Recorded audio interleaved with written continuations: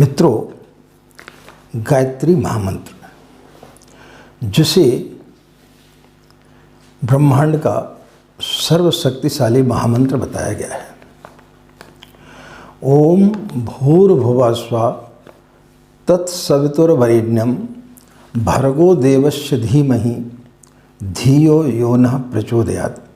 यजुर्वेद 36:3। इसका अर्थ होता है उस प्राण स्वरूप, दुख नाशक, सुख स्वरूप, श्रेष्ठ, तेजस्वी, पाप नाशक, देव स्वरूप परमात्मा को हम अंतःकरण में धारण करें, वह परमात्मा हमारी बुद्धि को सन्मार्ग में प्रेरित करे।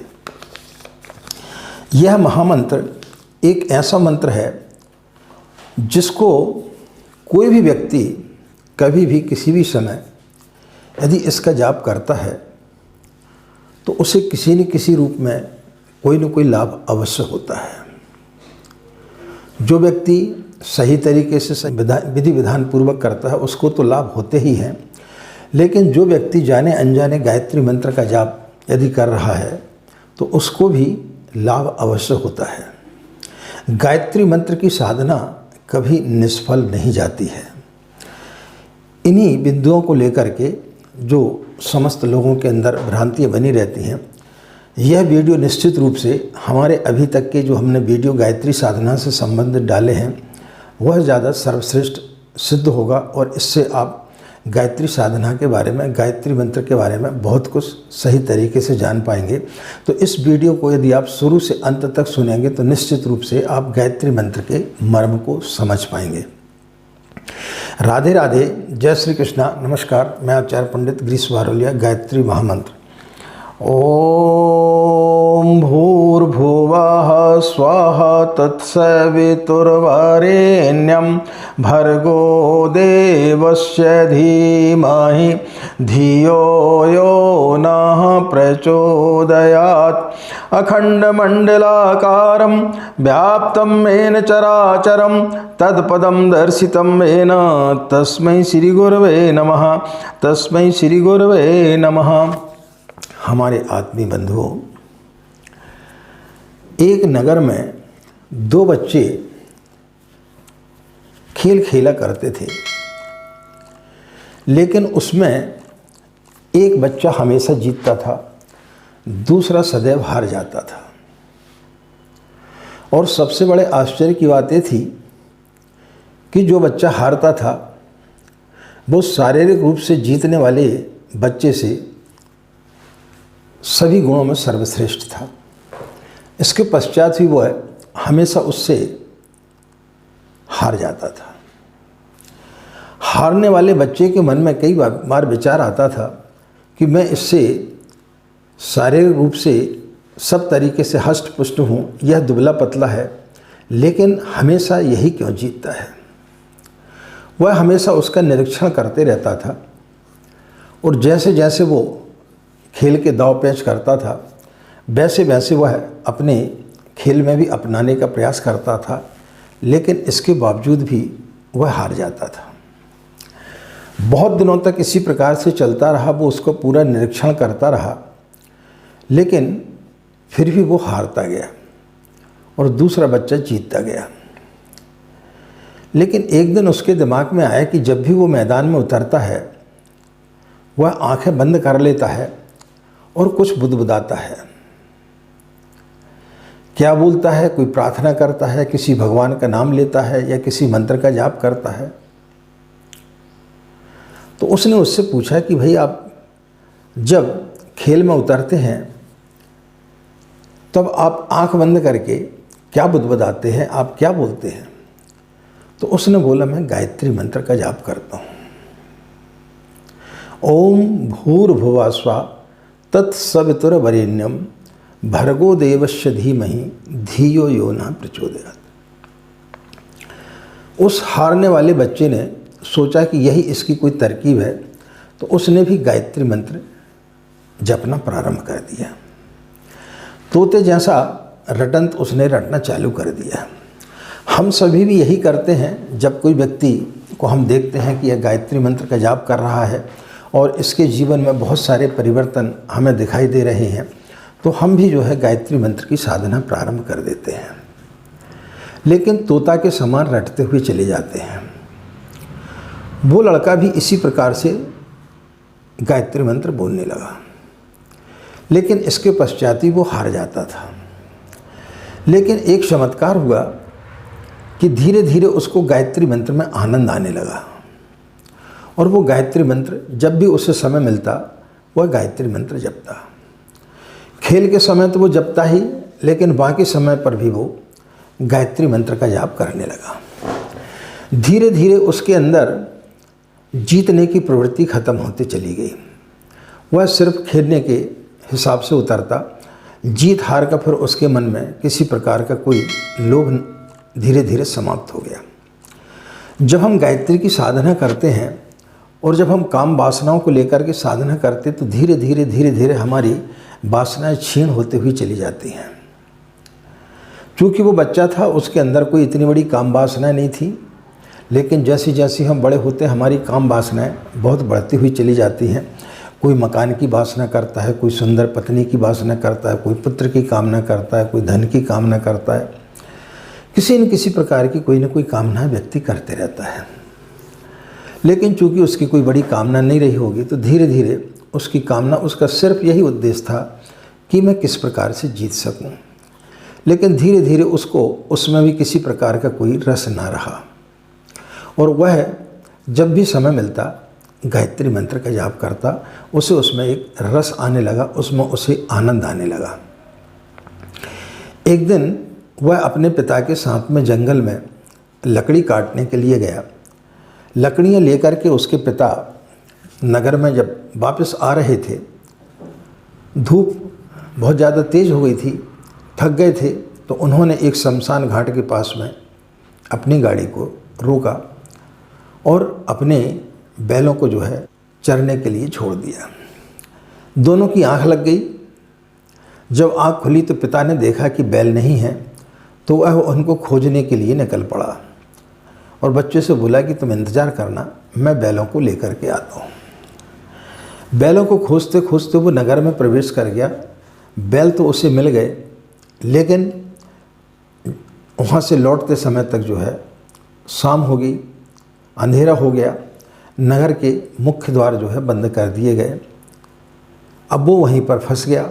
चूँकि गरीब व्यक्ति था, बहुत उसने मिन्नत की, लेकिन सिपाहियों ने उसे जाने नहीं दिया। मन में बड़ी व्याकुलता थी कि मेरा लड़का अकेला वहाँ पर है, शमशान घाट है, पता नहीं कैसा होगा, क्या करेगा। अमावस्या की रात्रि थी, घोर अंधकार था। बच्चे की जैसी आदत थी वैसा वो गायत्री मंत्र का जाप कर रहा था। और ऐसा एकांत जहाँ पर भी किसी प्रकार के कोई भी व्यक्ति के आने की उस समय संभावना नहीं थी। कौन व्यक्ति मरघट में आएगा रात्रि में, वो भी सुनसान अमावस्या की काली घनी रात्रि, सिर्फ आकाश में तारे ही तारे दिखाई दे रहे हैं। ऐसी स्थिति में कौन व्यक्ति आएगा। उसने इतना सुकून और इतना एकांत अपने जीवन में कभी नहीं देखा था। गरीब लड़का था, हो सकता है 1 या 2 कमरे घर में रहे हों, उसी में उसके माता पिता, भाई बहन, चाचू, दादू सभी लोग रहते होंगे। तो उस शोरगुल में उसने कभी इसका अनुभव नहीं किया था कि एकांत का क्या अनुभव होता है। लेकिन उस दिन उसने एकांत का अनुभव किया। दूसरा व्यक्ति भय खा जाता, लेकिन उसे किसी प्रकार का भय नहीं लगा। उसे तो लगा कि बड़ा एकांत है, और इस एकांत में उसने आंख बंद करके और गायत्री मंत्र का जाप प्रारंभ किया। गायत्री मंत्र जपते जपते पता नहीं उसे कब निद्रा आ गई, वो सरक करके गाड़ी के नीचे सो गया। जिसे भगवान कृष्ण ने महाभारत में योग निद्रा बोला है, तो वो भी योग निद्रा में था। ऐसी अनुभूति उसने जीवन में कभी भी अनुभव नहीं की थी। परम आनंद की स्थिति में वह बच्चा उस समय था। अचानक रात गहराई और 12 बजे के आसपास कुछ भूत प्रेत आए और उस लड़के को अकेला देख करके खुश हुए कि आज इसका भक्षण करेंगे, और इस खुशी में उसके चारों तरफ नाचने लगे। चूँकि वो योग निद्रा में था, जागृत था, उठ करके बैठ गया और उसने देखा कि शायद ये लोग भी कोई गायत्री साधक हैं, गायत्री का मंत्र जप रहे हैं और आनंदित हो रहे हैं। वह भी अंदर से नाचने लगा और आंख बंद करके वह जो है गायत्री मंत्र का जाप करने लगा। मित्रों, यह सिर्फ एक सांकेतिक चीज़ है कि भूत प्रेत आए या नहीं आए, लेकिन जो गायत्री का साधक होता है उससे मृत्यु भी भयभीत हो जाती है, मृत्यु भी उसके निकट नहीं आती है। जा पर कृपा तुम्हारी हुई, ता पर कृपा करें सब कोई। जिस पर माँ की कृपा हो जाती है उस पर समस्त लोगों की कृपा हो जाती है। यही हुआ जब वो भूत प्रेतों ने देखा कि इस बच्चे के अंदर तो किसी प्रकार का कोई भय नहीं है, यह तो भयभीत हो ही नहीं रहा है, तो वो उसकी सेवा करने लगे। उन्हें लगा कि बच्चा भूखा है, तो उन्होंने जो है राजमहल से राजा की सोने की थाली और उसमें भोजन अपनी माया से वो लेकर के आ गए, बच्चे को खिलाया। बच्चा खा करके सो गया। सुबह होने को ही तो उन भूत प्रेतों ने उस थाली को जो है उनके लकड़ी के गट्ठर में खिसका करके चले गए। जब गायत्री की व्यक्ति को सिद्धियां प्राप्त होती हैं तो वेदों में कहा गया है कि गायत्री साक्षात कामधेनु है, कल्प वृक्ष है। कल्प वृक्ष क्या करता है? जो आप चाहते वो चीज़ें आपको दे देता है। तो इसी प्रकार से जब गायत्री की साधना व्यक्ति को फलित होती है तब भूत प्रेत, मृत्यु, जरा, दुख, भय, वासना, ये सब उसके अंदर से त्रोहित हो जाती हैं।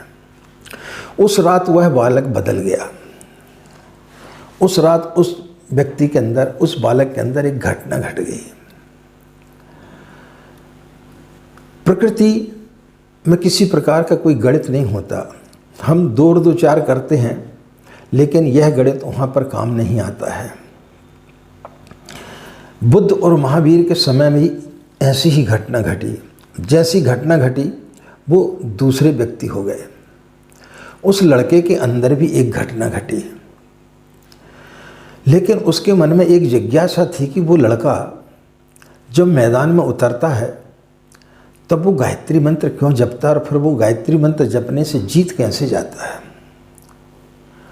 तो उसे याद आया कि जब उसने उस बच्चे से पूछा था तो उसने बोला कि जब मैं खेल के लिए उतरता हूँ और जब मैं अपनी आंखें बंद करता हूँ और माँ का स्मरण करता हूँ तो उस समय मैं सब भूल जाता हूँ और फिर मैं नहीं खेलता, स्वयं परमात्मा खेलता है। और जब परमात्मा खेलता है तो फिर हार और जीत किस चीज़ की? जीतेगा भी वही, हारेगा भी वही। इसलिए मैं हार जीत का कोई हिसाब रखता नहीं हूँ। मेरे अंदर किसी प्रकार का कोई भी ना तो चाहत है न किसी प्रकार का कोई अहंकार है। तो जब व्यक्ति गायत्री की साधना करता है और जब वो स्मरण करता है माँ को, तो फिर हार और जीत की कहीं कोई बात होती ही नहीं है।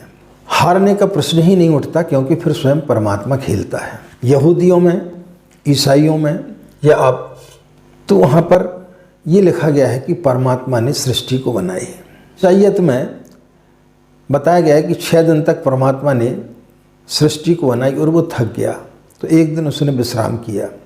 इसलिए शायद ये लोग जो है एक दिन की छुट्टी मनाते रविवार की। लेकिन हमारे सनातन धर्म में, हमारे हिंदू धर्म में कहीं इस प्रकार का नहीं लिखा गया कि भगवान ने मनुष्य को बनाया। हमारे शास्त्रों में लिखा गया है कि भगवान की लीला है, भगवान का खेल है। तो जब व्यक्ति खेलता है तो उसमें उसे किसी प्रकार का कोई भी थकान नहीं होती है। खेल में व्यक्ति कभी नहीं हारता है। इसलिए हमारा परमात्मा निरंतर 24 घंटे खेलते रहता और थकता नहीं है। जब हम कोई कृत्य करते हैं तो उसमें व्यक्ति थकता है। आप कार्यालय जाते हैं, वहाँ पे काम करते हैं, आप थक जाते हैं क्योंकि वहाँ आप कृत्य कर रहे हैं। लेकिन आप इतने हारे थके होने के बाद में अपने घर में बच्चों के साथ में ताश खेलने लगते हैं, बैडमिंटन खेलने लगते हैं, लेकिन उस समय आपको थकान महसूस नहीं होती है, बल्कि व्यक्ति थकान को दूर करने के लिए ही खेल खेलता है। इसलिए ईश्वर कभी थकता नहीं है, क्योंकि ईश्वर हमारे साथ में कोई भी घटना घट जाती तो हम बोलते प्रभु तू क्या खेल खेल रहा हमारे साथ में, तेरी क्या लीला है। तो हम भगवान की हर चीज़ को लीला बोलते हैं। लीला और खेल में कभी कोई थकता नहीं है, ना कोई हारता है। तो यही उस व्यक्ति, उस लड़के के अंदर घटना घटी है और फिर उसके लिए हार और जीत का कोई मायने नहीं रहा। सुबह हुई, राजा के महल में अफरा तफरी का माहौल हो गया। देखा जिस थाली में राजा खाना खाता है वह सोने की थाली कहीं खो गई। सारे सिपाहियों को दौड़ाया। कुछ सिपाही नगर के बाहर भी पहुँचे। वहाँ जाकर उन्होंने देखा कि वह बच्चा जिस गाड़ी पर बैठा हुआ था उस गट्ठर में वह सोने की थाली रखी हुई थी। उन्होंने उस बच्चे को बंधक बनाया और राज दरबार की ओर लेकर के चले गए। सारे लोग बड़े हतभम्ब थे उस बच्चे को देखकर। उसके अंदर एक बहुत ही तेज दिखाई दे रहा था। न किसी प्रकार का भय था, न किसी प्रकार की कोई चिंता थी। उसके पिता को भी बड़ा आश्चर्य हुआ कि मैं अभी तक अपने जिस पुत्र को देखते हुए आ रहा हूँ यह वह नहीं है, यह बदल गया है। रात को घटना घटी और वह बच्चा बदल गया। गांव की सारी भीड़ उस बच्चे के साथ साथ में चलने लगी, क्योंकि ऐसा अद्वितीय बालक कभी किसी ने देखा नहीं था। जब वो राज दरबार में पहुंचा तो राजा ने भी जब उस बालक को देखा तो वो हतभम्ब रह गया। वो भी गायत्री का साधक था और इसी शांति के लिए वो जगह जगह साधु संतों के पास में भटकता रहता था, लेकिन उसे वो शांति प्राप्त नहीं हो रही थी। जो उस बच्चे के अंदर उसने शांति देखी, भय से मुक्त उसको देखा, तब उसने उस बच्चे से पूछा कि तुमने चोरी की है लेकिन इसके पश्चात भी तुम भयभीत नहीं हो, तुम्हारी शांति का कारण क्या है। तब उस बच्चे ने रात की सारी घटना को बताया कि मेरे साथ में क्या क्या हुआ। वह राजा सुनकर के हतभम्ब हो गया और उस बच्चे के चरणों पर गिर पड़ा। जब व्यक्ति को गायत्री की साधना फलित होने लगती है तब उसके अंदर की सारी वासनाएं तिरोहित हो जाती हैं। फिर हार कैसी और जीत कैसी। लेकिन जब तक हम कृत्य में रहते हैं, जब तक हम पकड़े रहते हैं, तब तक परमात्मा हमसे दूर रहता है।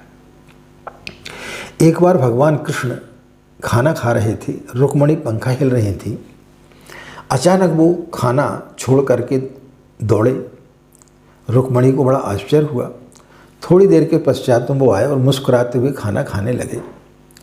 रुक्मिणी ने पूछा कि महाराज आप तो इस प्रकार से भागते हुए गए थे जैसे कहीं आग लग गई, लेकिन फिर आप लौट करके आ गए और मुस्कुराते हुए खाना खा रहे हैं। आपके मुस्कुराने के पीछे क्या रहस्य है। तो भगवान ने बोला कि अपने घर के सामने एक व्यक्ति मेरे गीत गुनगुनाते हुए जा रहा था। लोग उसे पत्थर मार रहे थे, मैं उसके लिए बचाने के लिए जा रहा था। फिर बोले आपने बचाया क्यों नहीं।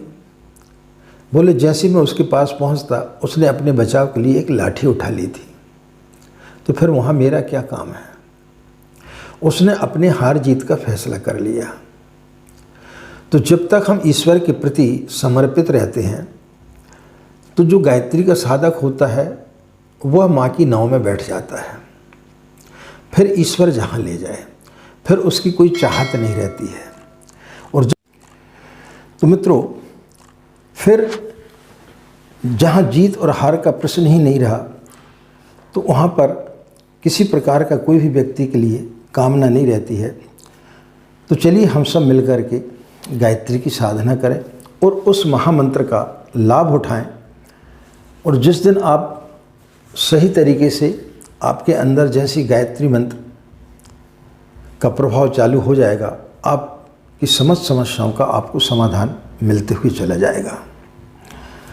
हमें बड़ी प्रसन्नता होती है कि हमारे चैनल से जितने भी लोग जुड़े हैं वह सब गायत्री मंत्र का लाभ उठा रहे हैं। और जहाँ कहीं भी उन्हें यदि किसी प्रकार की कोई शंका होती है तो वो हमसे जब प्रश्न पूछते हैं तो हम उनकी शंकाओं का समाधान करते हैं और वो इस मंत्र का लाभ ले रहे हैं। परम पूज्य गुरुदेव के साहित्यों के माध्यम से, उनके विचारों के माध्यम से आज करोड़ों लोग गायत्री मंत्र का लाभ ले रहे हैं। तो आप लोग भी इससे वंचित न रहें और ज़्यादा से ज़्यादा लोगों को इस मंत्र के लिए आप प्रेरित करें। इन्हीं कामनाओं के साथ में कि आपका दिन मंगलमय हो, आप लोग खुश रहें, मस्त रहें। माँ गायत्री की असीम कृपा इसी प्रकार आप लोगों पर बनी रहे। आप सभी के अंदर बैठे परमात्मा को हमारा प्रणाम। हमें आज्ञा दें। नमस्कार। ओम शांति।